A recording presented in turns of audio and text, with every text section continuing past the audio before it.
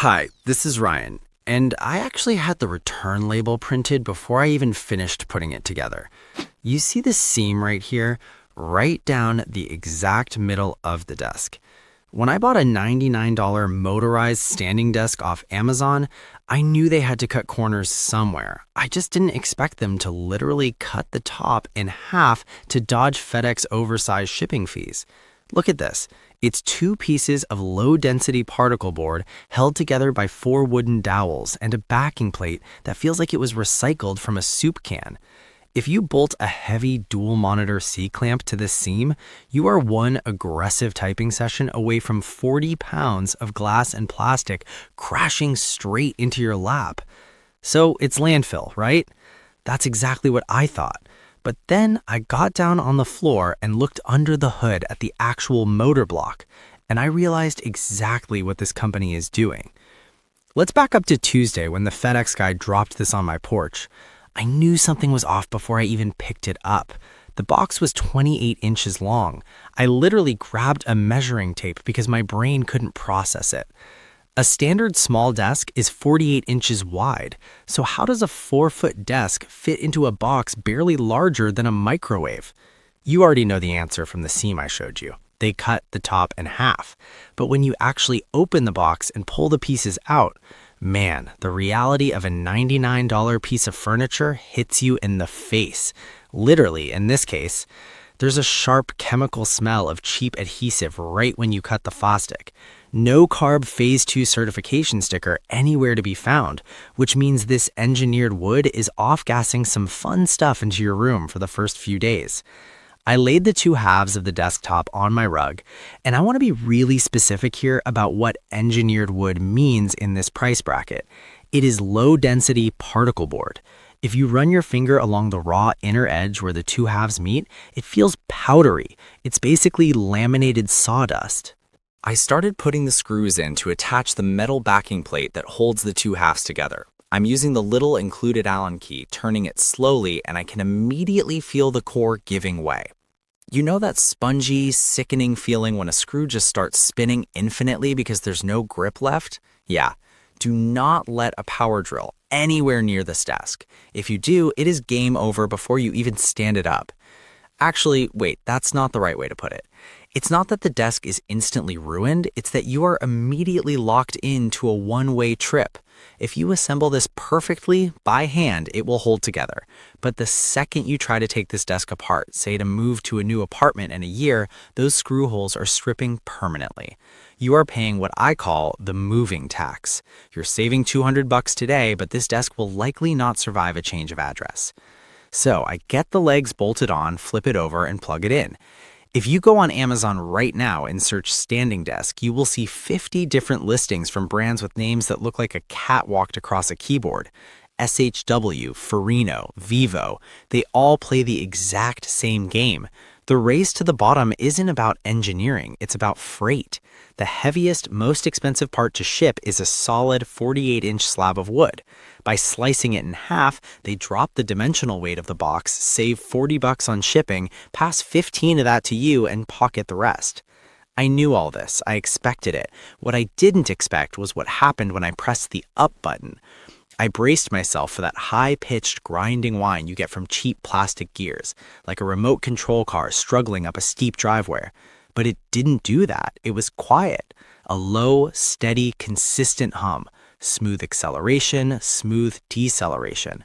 I raised it to 43 inches, which is where I needed to be to stand and type. The listing claims this frame has a 176-pound static load capacity, which is an absolute joke of a metric. Nobody is stacking sandbags on their workspace. What actually matters is lateral deflection. What happens when you have a 15-pound monitor on a stand and you're typing a slightly aggressive email? I pushed the side of the desk with maybe 10 pounds of force, just with 2 fingers. It swayed. A lot. About 1.5 inches of side-to-side travel. If you had a full mug of coffee sitting on the seam, the surface tension would be visibly shaking. I stepped back, looked at the wobbly frame, the split top, the cheap laminate, and thought, okay, I'm done. It's disposable Amazon junk. Case closed. But then I got down on the floor to look at the motor block again. I started tracing the transmission rod that connects the motor on the right leg to the listing column on the left leg, and I stopped because I recognized the shape of that hex rod and the specific weld pattern on the steel motor housing. I had seen that exact drive mechanism before on a desk that costs almost $600. This is where it gets weird. I'm on my hands and knees on the rug, and I realize that the motor and the hex rod transmission in this $99 off-brand desk are almost identical to the drive system used by one of the biggest premium brands in the US market. Not a knockoff, I mean the actual internal components. It's like opening the hood of a budget hatchback and finding a precision-tuned engine from a luxury sedan. Okay, let me back up for a second. In the standing desk world, there's basically two ways to move the legs. You have dual motors, one in each leg, which is expensive and powerful. Or you have a single motor that turns a long hexagonal rod that spans the width of the desk to drive the second leg. Usually the single motors on cheap desks are trash. They use plastic gears that strip if you put a heavy monitor on one side. But this one, it's a high-torque steel-geared unit. I've tested it 3 times now, full range of motion with my heavy 34-inch ultra-wide and 2 studio speakers, and it doesn't even change pitch. It just lifts. I started digging through the technical specs of the frame. Most budget desks use 1.5 millimeter thin wall steel for the legs. You can feel the flex just by leaning on it. I grabbed my digital calipers. The steel on this frame is 2.0 millimeters. That doesn't sound like much, but in structural engineering, that's a massive jump in rigidity. So here's the conflict. The frame of this desk is actually over-engineered for the price point. It's durable, the motor's solid, and the lifting columns have almost zero play in them. But it's topped with a piece of absolute garbage. It's like someone built a high-performance chassis and then duct-taped a cardboard box on top of it to act as the body. This creates a really dangerous trap for the average buyer, because if you see motorized standing desk in solid steel for under $100, you think you're getting a steal. And you are until you try to mount a monitor arm. I took my standard dual monitor clamp, the one that every gamer and WFH person uses, and I started tightening it down on that center seam. I didn't even get it to hand tight before I heard a sickening crack. The laminate on the bottom of the desk didn't just dent, it shattered. Because there is almost no density to this particle board, the pressure from the clamp is just crushing the wood fibers into powder. If you put 2 27-inch monitors on this, that seam is going to bow. Give it 6 months of humidity and heat, and that desk is going to have a permanent V right in the middle. I was sitting there looking at this cracked laminate, feeling that familiar irritation. I almost got fooled. I almost told you guys this was a hidden gem because the motor was good, but the desktop is a ticking bomb. Actually, wait, I'm being too harsh. I caught myself mid-rant because I realized something about the market right now. I went back to Amazon and looked at the prices of just the frames. A standalone motorized high-quality steel frame usually costs between $140 and $200. This entire desk, top included, was $99. The secret knowledge here isn't that the desk is bad, it's that the company is basically giving you the top for free as a temporary placeholder because it's cheaper for them to ship a complete desk than it is to market a prosumer DIY frame. They're betting that you're too lazy to notice the motor quality, and they're hoping you don't own a monitor arm.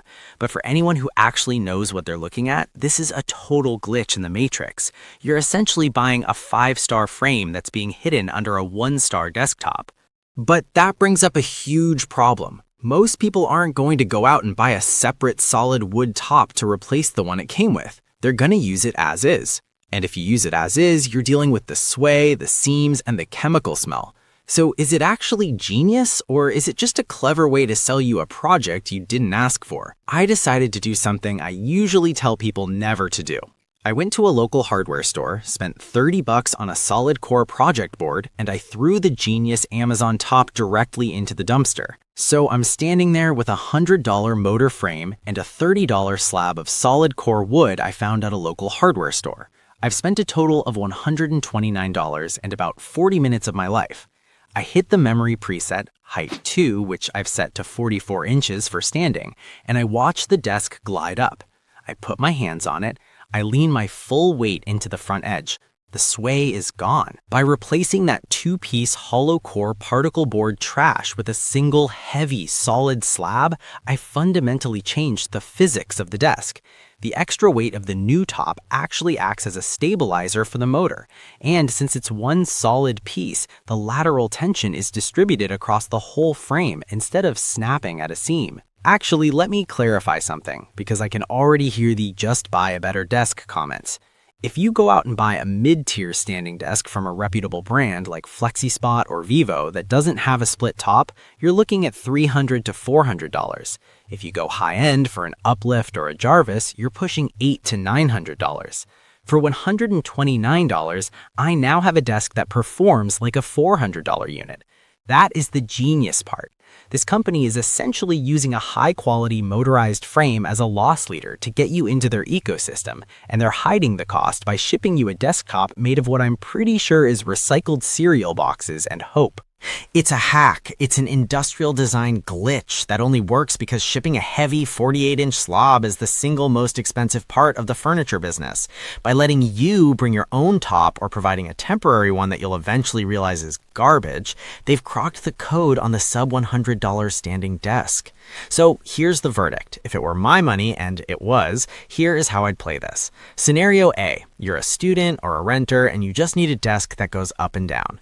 Buy the $99 Amazon special. Use it, but for the love of your equipment, do not use a monitor clamp. Use the stock stands that came with your screens. Keep the weight distributed toward the legs, not the center seam. And understand that the day you move out of that apartment, that desk is probably going to the curb because those screws aren't coming back out in one piece. Scenario B, you want a pro-level setup, but you don't have $500. This is the genius route. Buy the cheapest motorized version they sell, the one with the split top, throw the top in the recycle bin immediately. Go to a hardware store, buy a 48 by 24 project board or even a solid core interior door. Sand it, stain it, and screw it onto this frame. You will end up with a piece of furniture that looks and feels like it cost 5 times what you paid. I'm looking at this thing now, and honestly, it's a little bit annoying that this is the state of the market. We've reached a point where the only way to get a good deal is to identify which part of the product is being faked to satisfy an algorithm. In this case, the motor is real, the steel is real, the desktop is a lie. I'm going to keep this setup in the studio for the next 6 months to see if the motor duty cycle holds up. I'll be adjusting it 3 to 4 times a day, every day under full load.